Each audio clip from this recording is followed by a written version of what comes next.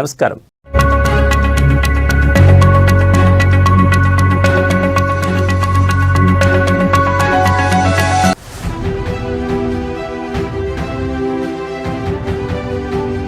ఇవాళ ఢిల్లీకి AP CM Amit షాతో భేటీ కానున్న చంద్రబాబు.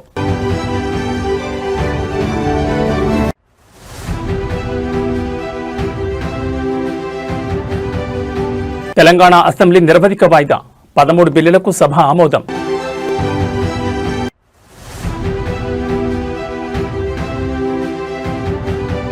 కవిత రాజీనామాకు ఆమోదం, రాజీనామాను ఆమోదించిన మండలి చైర్మన్ గుత్తా.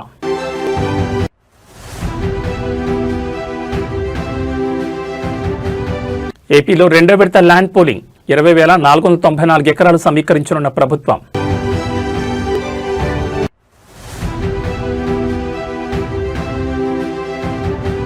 కోనసీమలో సాధారణ స్థితికి మంటలు, బ్లోఅవుట్ నియంత్రణకు అమెరికా నిపుణులు. ఇక డీటెయిల్స్ చూస్తే ఏపీ ముఖ్యమంత్రి చంద్రబాబు నాయుడు ఇవాళ సాయంత్రం ఢిల్లీకి వెళ్తున్నారు. ఫిబ్రవరి 1న కేంద్ర బడ్జెట్ ప్రవేశపెట్టనున్న నేపథ్యంలో కేంద్ర హోంమంత్రి అమిత్ షాతో భేటీ అయి బడ్జెట్లో రాష్ట్రంతో ముడిపడి ఉన్న ప్రాజెక్టులకు నిధుల కేటాయింపై చర్చించనున్నట్టు తెలుస్తోంది. అమిత్ షాతో భేటీ అనంతరం సీఎం చంద్రబాబు తిరిగి అమరావతికి రానున్నట్లు సమాచారం. 2026-27 వార్షిక బడ్జెట్ సమావేశాలు జనవరి 31న ప్రారంభం కానున్నాయి. ఫిబ్రవరి 1న కేంద్ర ప్రభుత్వం వార్షిక బడ్జెట్ను ప్రవేశపెట్టనుంది. ఆ రోజు ఆదివారం సెలవు రోజున పార్లమెంట్లో బడ్జెట్ ప్రవేశపెట్టడం ఇదే తొలిసారి కానుండడం విశేషం. తొలి రోజు రాష్ట్రపతి ద్రౌపది ముర్ము ఉభయ సభలను ఉద్దేశించి ప్రసంగించనున్నారు. కాగా కొత్త ఆర్థిక సంవత్సరంలో కొత్త ఆదాయ పన్ను చట్టం అమల్లోకి రానుండడంతో ఈ బడ్జెట్లో సామాన్యులకు పన్ను రాయితీలు, మధ్యతరగతి ప్రజలకు ఊరటనిచ్చే ప్రకటనలు ఉంటాయని తెలుస్తోంది. కొన్ని కీలక బిల్లులకు కూడా పార్లమెంట్ ఆమోదం తెలిపే ఛాన్స్ ఉంది.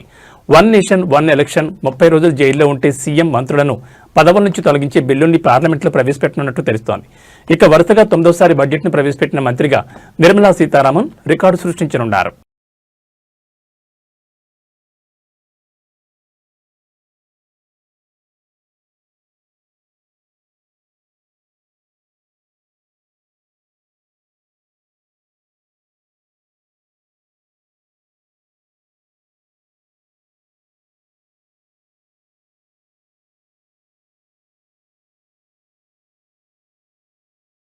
అసెంబ్లీ నిరవధిక వాయిదా పడింది. మంగళవారం స్పీకర్ గడ్డం ప్రసాద్ కుమార్ నిరవధికంగా వాయిదా వేస్తున్నట్లు ప్రకటించారు. గత నెల 29, ఈ నెల 2, 3, 5, 6 తేదీల్లో మొత్తం 5 రోజుల పాటు సభ జరిగింది.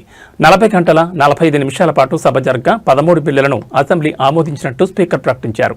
2 తీర్మానాలు చేయగా 4 అంశాలపై స్వల్పకాలిక చర్చ జరిగింది. హిల్ట్ పాలసీ, ఉపాధి హామీ చట్టం, తెలంగాణ రైజింగ్ 2047, కృష్ణా జలాల్లో తెలంగాణకు జరిగిన అన్యాయం వంటి అంశాలపై స్వల్పకాలిక చర్చ జరిగింది. ఉపాధి చట్టం నుంచి మహాత్మాగాంధీ పేరు తొలగించొద్దని, పాలమూరు రంగారెడ్డి ప్రాజెక్టుకు పెండింగ్లో ఉన్న అన్ని అనుమతులు ఇవ్వాలని, పోలవరం నల్లమల్ల సాగర్కు అనుమతులు ఇవ్వొద్దని కోరుతూ అసెంబ్లీ చేసిన తీర్మానాలను కేంద్రానికి పంపించారు.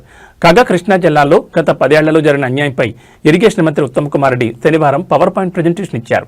కాగా ఈ నెల 3న మూసీ రెనోవేషన్ ప్రాజెక్టుపై సీఎం రేవంత్ రెడ్డి సమాధానం ఇచ్చే సమయంలో తమపై అసంబంధ ఆరోపణలు చేశారంటూ 2వ రోజు నుంచి సెషన్ను బీఆర్ఎస్ బాయ్కాట్ చేసింది. గత నెల 29న అసెంబ్లీ శీతాకాల సమావేశాలు స్టార్ట్ కాగా అదే రోజు ప్రతిపక్ష నేత మాజీ సీఎం కేసీఆర్ సభకు అటెండ్ అయి 4 నిమిషాలు సభలో ఉండి వెళ్లిపోయారు. తర్వాత నుంచి సభకు ప్రతిపక్ష నేత గైర్హాజరయ్యారు. Statistics.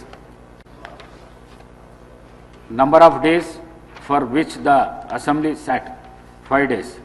Number of hours for which the assembly worked, 40 hours 45 minutes. Number of starred questions unstarred orally, 32. Number of answers the starred questions placed on the table of the House on 06/01/2026, 7. Number of supplementaries made by the members, 82. Number of speeches made by the members, 66. Number of government resolutions adopted, 2. Number of bills introduced and passed, 13. Number of short discussions discussed, 4. Party position in the assembly as on 06/01/2026. INC 66, BRS 37, BJP 8, AIMIM 7, CPI 1, total 119. Now, with the consent of the House, I urgent the House sine die. శాసనమండలి సభ్యత్వానికి తెలంగాణ జాగృతి అధ్యక్షురాలు కల్వకుంట్ల కవిత రాజీనామాను శాసనమండలి chairman Gutta Sukhender Reddy ఆమోదించారు. 2021లో నిజామాబాద్ స్థానిక సంస్థల నుంచి శాసనమండలికి కవిత సభ్యురాలికి ఎన్నికయ్యారు. BRS పార్టీకి ఎమ్మెల్సీ పదవికి సెప్టెంబర్ 3న ఆమె రాజీనామా చేశారు. సోమవారం కౌన్సిల్లో ప్రసంగించి కవిత తన రాజీనామాను ఆమోదించాలని చైర్మన్ మరోసారి విజ్ఞప్తి చేశారు. కవిత సమర్పించిన రాజీనామాను మంగళవారం నుంచి అమల్లోకి వచ్చేలా శాసనమండలి చైర్మన్ ఆమోదించారు. కవిత రాజీనామాతో నిజామాబాద్ స్థానిక సంస్థల కోట ఎమ్మెల్సీ స్థానం ఖాళీ అయినట్లు లెజిస్లేటివ్ సెక్రటరీ నరసింహాచార్యులు మంగళవారం నోటిఫికేషన్ జారీ చేశారు. ఈ రాజీనామా ఖాళీ ఏర్పడిన వివరాలను కేంద్ర ఎన్నికల సంఘం, రాష్ట్ర ప్రభుత్వ ప్రధాన కార్యదర్శి, రాష్ట్ర ప్రధాన ఎన్నికల అధికారికి అధికారికంగా పంపించారు. 14లో తెలంగాణ జూన్ 2న వస్తే సెప్టెంబర్లో బతుకమ్మ పండుగ వచ్చింది అధ్యక్ష. నేను అంతకుముందు తెలంగాణ జాగృతి నుంచి దాదాపుగా 8-9 సంవత్సరాల నుంచి కంటిన్యూస్గా బతుకమ్మ పేరుతోని ప్రతి సంవత్సరం కార్యక్రమాలు చేసేదాన్ని అధ్యక్ష. 2014లో వచ్చినటువంటి బతుకమ్మ, తెలంగాణ రాష్ట్రం ఏర్పడ్డ తర్వాత వచ్చినటువంటి మొదటి బతుకమ్మ నుండే నా మీద రిస్ట్రిక్షన్స్ ప్రారంభమైనాయి అధ్యక్ష. పొలిటికల్ పార్టీలో ఒక వ్యక్తిని స్వేచ్ఛను ఎట్లా హరిస్తారని చెప్పడానికే ఎగ్జాంపుల్ చెప్తా ఉన్నాను అధ్యక్ష. ఇక్కడ పర్సనల్ ఇష్యూస్ మాట్లాడకుండా నేను రూల్ పొజిషనే కోట్ చేసి మాట్లాడతాను అధ్యక్ష. Section 29A of representation of peoples act ఉంటుంది అధ్యక్ష. It is a statutory obligation for political parties to follow democratic norms. అంటే ఒక వ్యక్తి ఒక పార్టీలో చేరాడంటే ఆ వ్యక్తి యొక్క భావజాలాన్ని కానీ, ఆ వ్యక్తి యొక్క భావ ప్రకటన స్వేచ్ఛను కానీ ఆ పొలిటికల్ పార్టీస్ హరించడానికి లేదు అధ్యక్ష. నేను గత 8 సంవత్సరాలుగా ఇండిపెండెంట్గా ఒక వ్యక్తిగా సంస్థను నడుపుతూ చేస్తున్నటువంటి ప్రయత్నాలని అడ్డుకట్ట వేయడానికి మొదటి రోజు నుంచే ప్రయత్నం జరిగింది అధ్యక్ష.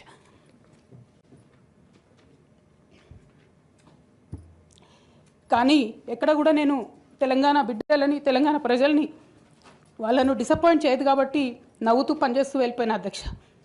ఇప్పుడు నా దగ్గరికి ఎప్పుడు పెద్దవాళ్ళు, పైరవికారులు, కాంట్రాక్టర్లు ఎవరు రాలేదు అధ్యక్ష. నేను ఎప్పుడు కూడా పేద ప్రజల మధ్యలోనే ఉండి పనిచేస్తున్నాను అధ్యక్ష.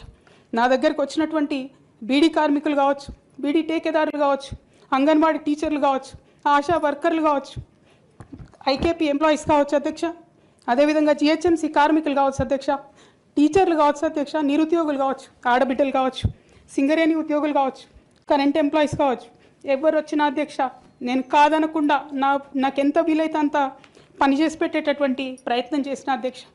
అయినా సరే అధ్యక్ష, పార్టీ మౌత్ పీసులుగా ఉండేటటువంటి పార్టీ పేపర్లు, పార్టీ ఛానళ్ళు ఏ ఒక్కరు కూడా ఎన్నడూ కూడా మద్దతు ఇవ్వలేదు అధ్యక్ష. అయినా సరే ధైర్యం వదులుకోకుండా మొక్కువని ప్రయత్నంగా నేను ప్రయత్నం చేస్తూనే వెళ్ళాను అధ్యక్ష. బిఆర్ అంబేద్కర్ కోనసీమ జిల్లా ఇరుసుమండలో ఓఎన్జీసీ గ్యాస్ లీక్ కారణంగా సోమవారం చెలరేగిన మంటలు ఇంకా పూర్తి స్థాయిలో అదుపులోకి రాలేదు. బ్లోఅవుట్ ప్రాంతంలో మంటలు ఎగసిపడుతూనే ఉన్నప్పటికీ వాటి తీవ్రత నిన్నటితో పోలిస్తే కొంతమేర తగ్గినట్లు అధికారులు వెల్లడించారు. బ్లోఅవుట్ను పూర్తిగా నియంత్రించేందుకు వారం నుంచి 10 రోజులు సమయం పట్టే అవకాశం ఉందని కలెక్టర్ మహేష్ కుమార్ తెలిపారు. మంగళవారం కలెక్టరేట్లో ఓఎన్జీసీ అధికారులతో కలిసి నిర్వహించిన మీడియా సమావేశంలో కలెక్టర్ మాట్లాడుతూ పరిస్థితిని నిరంతరం పర్యవేక్షిస్తున్నట్లు చెప్పారు. బ్లోఅవుట్ను పూర్తిగా నియంత్రించేందుకు ఓఎన్జీసీ సంస్థ అమెరికాకు చెందిన విపత్తుల నివారణ సంస్థతో ఒప్పందం కుదుర్చుకున్నట్లు అధికారులు తెలిపారు. ఈ సంస్థకు చెందిన నిపుణులు 1-2 రోజుల్లో సంఘటనా స్థలానికి చేరుకోనున్నారని వెల్లడించారు. సోమవారం ఉదయం 11:30 గంటల సమయంలో ఇరుసమండలోని మోరీ 5 ఓఎన్జీసీ బావిలో డ్రిల్లింగ్ పనులు కొనసాగుతుండగా అకస్మాత్తుగా గ్యాస్ లీక్ జరిగి మంటలు వ్యాపించాయని అధికారులు వివరించారు. ప్రస్తుతం మంటల ఉధృతి తగ్గి సహజ వాయువు సాధారణ స్థాయిలో మండుతోందని, గ్యాస్ ఎక్కడి నుంచి వెలువడుతుందో గుర్తించే పనిలో నిపుణుల బృందం నిమగ్నమై ఉందని కలెక్టర్ తెలిపారు. మంటలను అదుపులోకి తెచ్చేందుకు ఫైర్ ఇంజన్లు, భారీ వాటర్ క్యాన్లతో ప్రయత్నాలు కొనసాగుతున్నాయి. అడ్వాన్స్డ్ వాటర్ టెండర్ల ద్వారా నిరంతరంగా నీటి స్ప్రింక్లింగ్ చేస్తున్నారు. మంటల తీవ్రత తగ్గినప్పటికీ ఇంకా ప్రమాదకర స్థాయిలోనే కొనసాగుతుండటంతో అప్రమత్తత కొనసాగిస్తున్నారు. సంఘటనపై ముఖ్యమంత్రి చంద్రబాబు నాయుడు, ఉప ముఖ్యమంత్రి పవన్ కళ్యాణ్లు నిరంతరం పరిస్థితిని సమీక్షిస్తున్నారు. భద్రతా చర్యల్లో భాగంగా లక్కవరం గ్రామ ప్రజలను పునరావాస కేంద్రాలకు ఇదివరకే తరలించినట్లు అధికారులు తెలిపారు.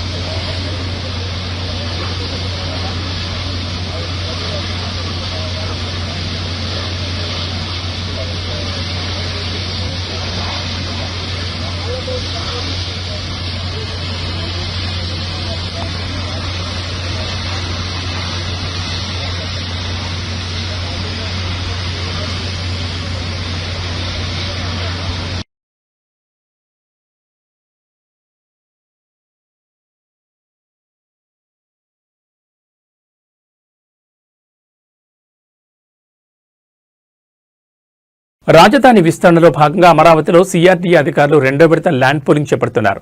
ప్రస్తుతం వడ్డమాను, ఎండ్రాయ్ గ్రామాల్లో భూమిని సేకరిస్తున్నారు. వడ్డమాన్ గ్రామంలో మొత్తం 1937 ఎకరాలు సేకరించే ప్రక్రియ కొనసాగుతోంది. భూ సమీకరణపై రైతులకు అవగాహన కల్పిస్తున్నారు. అలాగే భూసేకరణ వల్ల వచ్చే ప్రయోజనాలు వివరిస్తున్నారు. ఇక రెండో దశలో 3828.56 ఎకరాల ప్రభుత్వ భూమి ఇప్పటికే అందుబాటులో ఉంది. అయినా ఇంకా కొన్ని భూములు తీసుకోవాలని ప్రభుత్వం నిర్ణయించింది. ఈ మేరకు రెండో విడత భూ సమీకరణ ప్రక్రియ ప్రారంభించింది. తుళ్లూరు మండలం పెద్దపరిమి, వడ్డమాను, హరిచంద్రాపురం, అమరావతి మండలం వైకుంఠపురం, పెద్దమద్దూరు, ఎండ్రాయి, కర్లపూడి, లేమల్లి గ్రామాల్లో భూ సమీకరణ జరుగుతోంది. Railway line, railway station, inner ring road, international sports city కోసం 7 గ్రామాల్లో భూమిని సమీకరిస్తున్నారు. ఈ రోజు ఉదయం 10 గంటలకు రెండో విడత భూ సమీకరణ వడ్డమాన్లో మంత్రి నారాయణ ప్రారంభించారు. సాయంత్రం 4 గంటలకు ఎండ్రాయిలో ల్యాండ్ పూలింగ్ ప్రారంభించనున్నారు.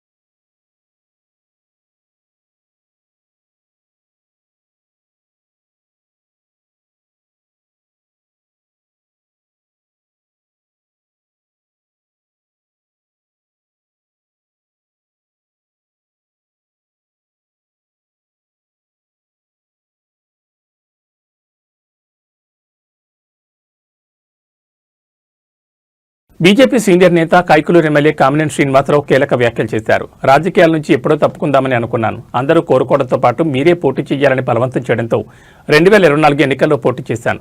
అనూహ్యంగా ఈసారి ఎవరూ ఊహించిన విధంగా భారీ మెజార్టీ కూడా వచ్చింది. భవిష్యత్తులో నేను, నా కుటుంబం నుంచి ఎవరం ఎన్నికల్లో పోటీ చేయం. రాజకీయాలకు అతీతంగా మంచి పనులు చేసి పేరు తెచ్చుకుంటాం. ఇక నుంచి నియోజకవర్గంలో ఎవరైనా అన్యాయం, అక్రమాలకు పాల్పడితే చట్టపరంగా కఠిన చర్యలు తీసుకుంటాం. ఎవరిని ఉపేక్షించబోమని కామినేని శ్రీనివాసరావు హెచ్చరించారు. ఇదిలా ఉంటే మంగళవారం సంక్రాంతి పండుగ నేపథ్యంలో జోదాలు వద్దు, సాంప్రదాయ క్రీడలే ముద్దు అని కామినేని నినదించారు. దేవుడు మనకు ప్రాణిస్తాడు. దేవుడు అంటే మన అందరికి గౌరవం కానీ మన భూమి మీద ఆయనకు కూడా హక్కు. అందుకని దయచేసి ఆ హక్కు కల్పించిన ఈ ఎన్డీఏ ప్రభుత్వాన్ని మనస్ఫూర్తిగా ఆశీర్వదిస్తా. మీరు రండి. ఇంకా మిగిలిన పెద్ద సమస్యలు ఉన్నాయి. ఈ మనం తీసుకున్న జీవంతో చిన్న చిన్న సమస్యలు అయిపోతున్నాయి. పెద్ద సమస్యలు మంచి డిపార్ట్మెంటు రెవెన్యూలో కొంచెం లేట్ అయిందని అందరూ బాధపడ్డారు. బట్ ఇప్పుడు రెవెన్యూ అంతా దానికి వచ్చేసి చేస్తున్నారు. మిగిలిన కైకులూరు నియోజకవర్గంలో భూ సమస్యలు కొన్ని 22A రంగనాయక స్వామి ఆయన ఎవరు చేస్తారు? రంగనాయక స్వామి దేవుడు కాదు, ఒక ఆయన పేరు రంగనాయక స్వామి. 500 ఎకరాలు కొని అమ్మేశాడు. దానికి పట్టాలు రావట్లేదు. వీళ్ళకి ముందు స్వాతంత్ర సమరం ఇస్తారు. కొన్ని ఏదో పెద్ద సమస్య ఉంది. వడాలి జగన్నాథ స్వామి రేపు ఈ నెలలో కానీ ఫిబ్రవరి మొదటి వారంలో కానీ మంత్రి గారిని తీసుకొస్తాను. చేసి దానికి ఎలా చేయాలి, బతుకుతున్నారు ఎవరికి రావాలి ఆదాయం, అక్కడ దాని మీద ఆధారపడి బతుకుతున్నానికి ఒక మార్గం చూపించే విధంగా తప్పకుండా నా వంతు ప్రయత్నం చేస్తాను. నాకు మళ్ళా చూస్తాను. నా కుటుంబ సభ్యులు ఎవరు ఇక్కడ రాదు. నేను మళ్ళా నుంచోను. ఎప్పుడో రిటైర్ అయినా ఈ పరిస్థితులన్నీ చూసి తప్పని పరిస్థితుల్లో అందరూ కావాలనుకున్నారు, వచ్చాను. నేను చేయగలిగిన మంచి చేసి వెళ్ళిపోతాను. ఎక్కడ అవినీతి కానీ, అరాచకం కానీ, తప్పు కానీ, రౌడీయులు కానీ ఉంటాను క్షమించను. ఎవరు చేసినా అందులో పిల్లలు, మహిళలు, ముసలాళ్ళు, అంగవైకల్యం వాళ్ళ మీదకి వాళ్ళని 100% ప్రొటెక్ట్ చేస్తాను. తప్పకుండా నేను మీకు చెయ్యాలి, మంచి పేరు తెలుసుకోవాలని వచ్చాను. కానీ నాకు మీరు ఎవ్వరు ఊహించరు. నేను కూడా ఊహించను. అయితే నాకు అంత అయ్యేది కాదు. నేను కూడా ఊహించినంత మెజార్టీ ఇచ్చి నా రుణాన్ని పెంచేశాను. దాన్ని తప్పకుండా పనులు చేసి మీరు రుణం తీసుకుంటారని చెప్పి మేము అనుభవిస్తాను. ఖమ్మం జిల్లా వైరా మండలం ఖానాపురం గ్రామంలో అన్నదాతల అవస్థలు వర్ణనాతీతంగా మారాయి. సాగు పనుల వేళ పంటలకు ఎంతో అవసరమైన యూరియా కోసం రైతులు నానా ఇబ్బందులు పడుతున్నారు. గంటల తరబడి వరుసలో నిలబడలేక రైతులు తమ పట్టాదారు పాస్ పుస్తకాలను రైతు వేదిక ముందు క్యూ లైన్లో ఉంచి నిరీక్షిస్తున్నారు. తీవ్రమైన చలిని సైతం లెక్క చేయకుండా రైతులు తెల్లవారుజాము నుండి యూరియా కూపన్ల కోసం రైతు వేదిక వద్దకు చేరుకుంటున్నారు. చలికి తట్టుకోలేక అక్కడికక్కడే చలిమంటలు కాచుకుంటూ అధికారుల రాక కోసం ఎదురుచూస్తున్నారు. కూపన్ల పంపిణీలో జరుగుతున్న జాప్యంపై రైతులు తీవ్ర ఆవేదన వ్యక్తం చేస్తున్నారు. పంట వేసే సమయంలో ఎరువుల కోసం ఇలా రోడ్ల మీద పడిగాపులు కాయడం దురదృష్టకరమని వాపోతున్నారు. యూరియా నిల్వలను వెంటనే పెంచి పంపిణీ ప్రక్రియను వేగవంతం చేయాలని, రైతులకు ఇబ్బంది కలగకుండా ప్రత్యామ్నాయ ఏర్పాట్లు చేయాలని జిల్లా అధికారులను కోరుతున్నారు.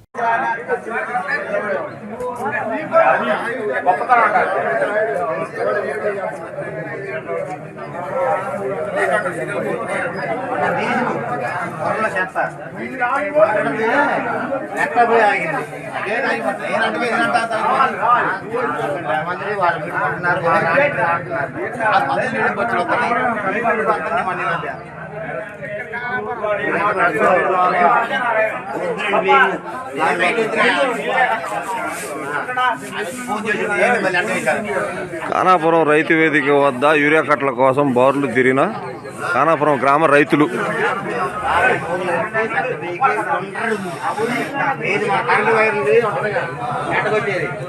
అది ఎరుక్కుంది పోయి దాని రాగానే నాకు చెత్త చాలా ఈ నీళ్ళు ఎక్కువ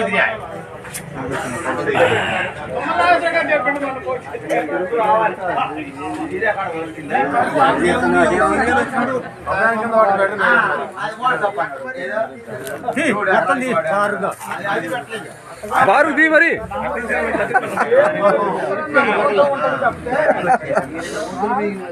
ఇప్పుడు అన్నిటి పోవాలి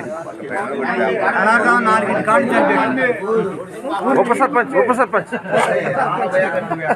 ఉద్దండ సాహెబ్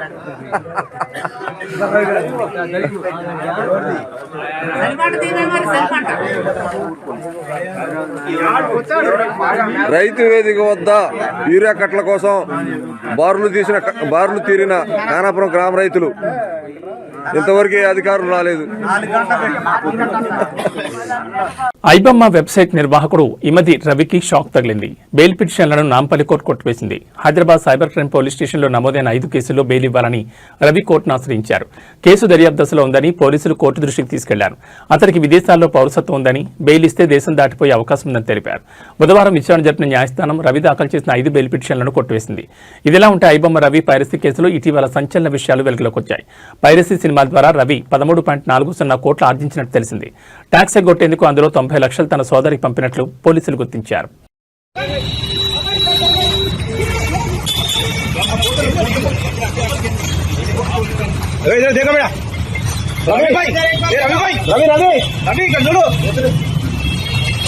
మన్యం జిల్లా కొమరాడ మండలం గంగరేగు వలసలో ఏనుగులు బీభత్సం సృష్టించాయి. రాత్రి అటవీ ప్రాంతంలో నుంచి జన్నారణ్యంలోకి వెళ్లాయి. రైతులు పండించిన ధాన్యాన్ని ధ్వంసం చేశాయి. పంట చేతికి రావడంతో గంగరేగు వలసలో రైతులు ధాన్యం బస్తాలు ఒక రేకుల రూమ్లో నిల్వ చేశారు. అయితే ఏనుగులు రేకుల రూమ్ను ధ్వంసం చేయడంతో పాటు ధాన్యం బస్తాలను చిందరవందరగా పడేశాయి. ఇష్టం వచ్చినట్లు స్థానికంగా నానాయాగి చేశాయి. భారీ శబ్దంతో ఘేంకారాలు చేశాయి. దీంతో రైతులు భయాందోళన చెందుతున్నారు. తరచూ గ్రామంలోకి ఏనుగులు వస్తున్నాయని, గతంలో చాలాసార్లు అధికారులకు ఫిర్యాదులు చేశామని, ఇప్పటికైనా స్పందించాలని విజ్ఞప్తి చేస్తున్నారు.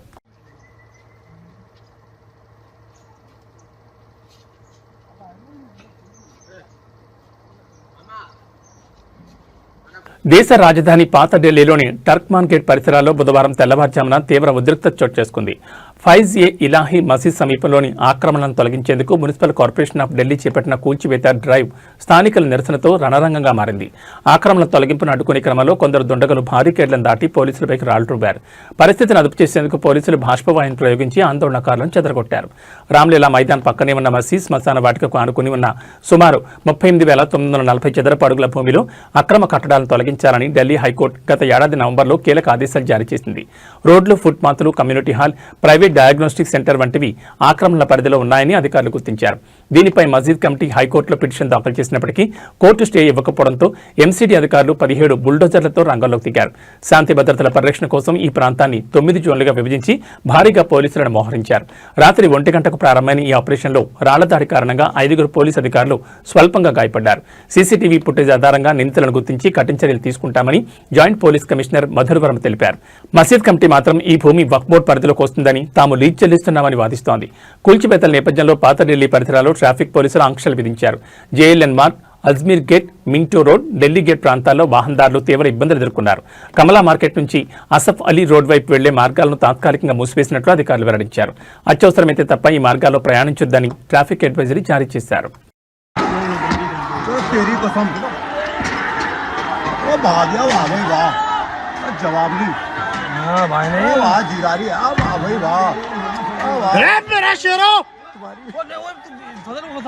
తూర్పుగోదావరి జిల్లా కొవ్వూరు హైవేపై బస్సు దగ్ధమైన సంగతి తెలిసిందే. ఖమ్మం నుంచి విశాఖ వెళ్తున్న ఆర్ఆర్ఆర్ ప్రైవేట్ ట్రావెల్స్ బస్సులో ఉన్నట్టుండి మంటలు చెలరేగాయి.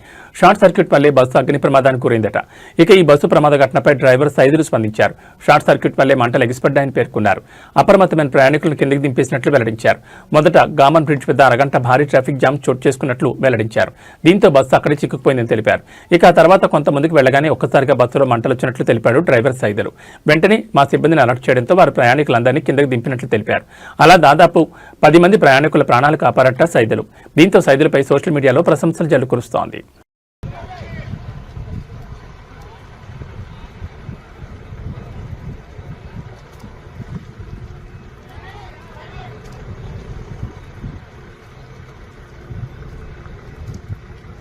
ఏవీ బులెటిన్ విశేషాలు మరో బులెటిన్లో మళ్ళీ కలుసుకుందాం. నమస్కారం.